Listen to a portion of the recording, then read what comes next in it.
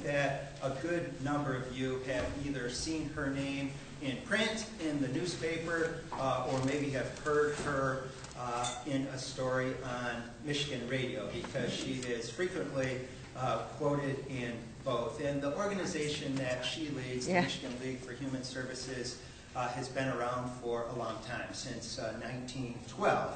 And it's a nonpartisan, nonprofit, statewide policy group that uses data-driven advocacy to improve the lives of Michigan's low-income citizens. And while I think we all recognize that these times are not good ones for low-income citizens, I think without the work of the League that the state of affairs for our low-income brothers and sisters in Michigan would be even worse. That the work that it does is tremendous, and it truly does make a difference in people's lives. And just as ICPJ is, the League is also a membership organization, so if you're not already a member, I'm sure that Sharon would welcome that as well. Just a quick plug for it. Its website, I think, is www.milhs.org. So, and it's also a great font of information on issues affecting low-income people. Sharon has been with the League for more than a quarter century,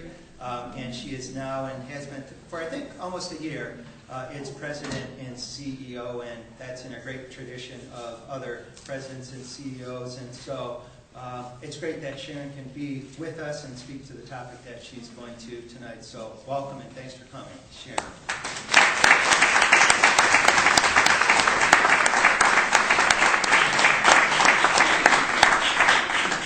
Thank you, Jim, and thank you for the nice words about the League.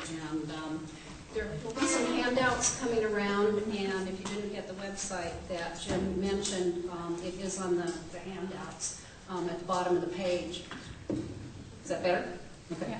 I have been at the League a long time. It's been a little over 30 years. I came to the League in 1977. A lot of times when I talk to groups, people sort of wonder, this woman must have no imagination, or she must really like where she works. That it is a great place to work. It's a great organization. I think we do make a difference, and there's no place else you can work and be exposed to so many important issues and so many networks across the state and meet so many people from so many different walks of life.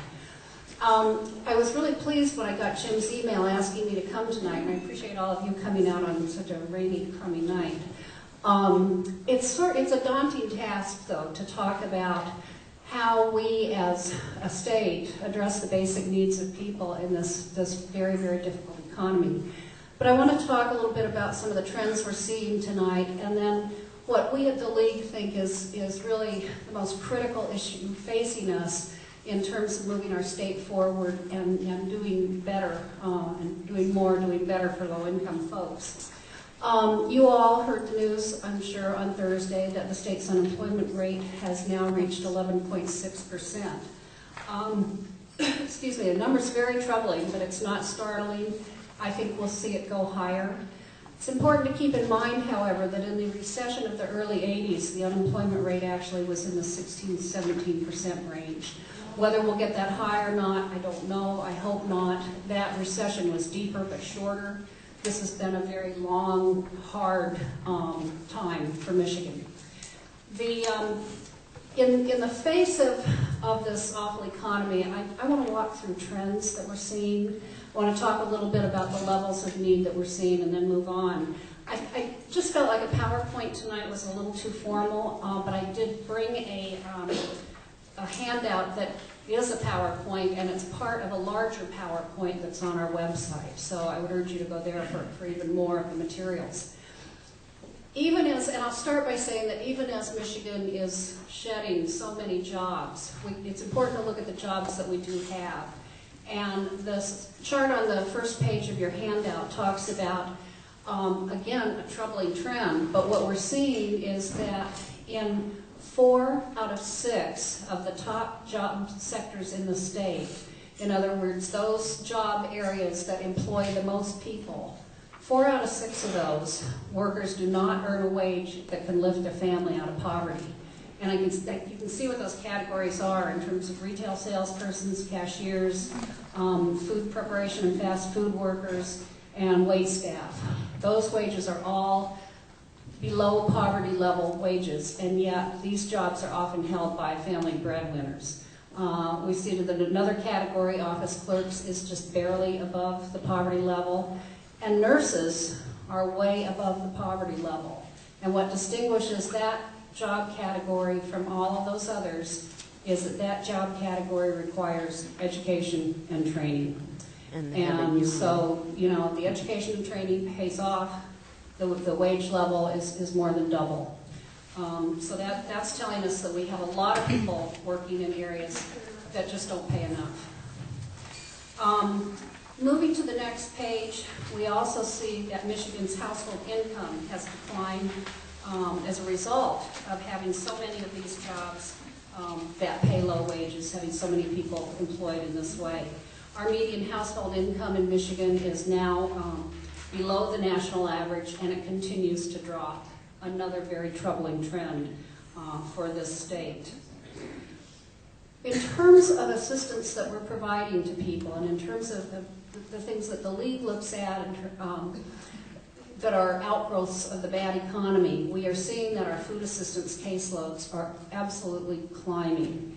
The next chart, bottom of page 2, gives you an idea of how steeply they have risen. This is, when I say food assistance, this is what we typically think of as food stamps. And our food stamp program in Michigan has more than doubled since 2000, wow. And it's showing no signs of stopping.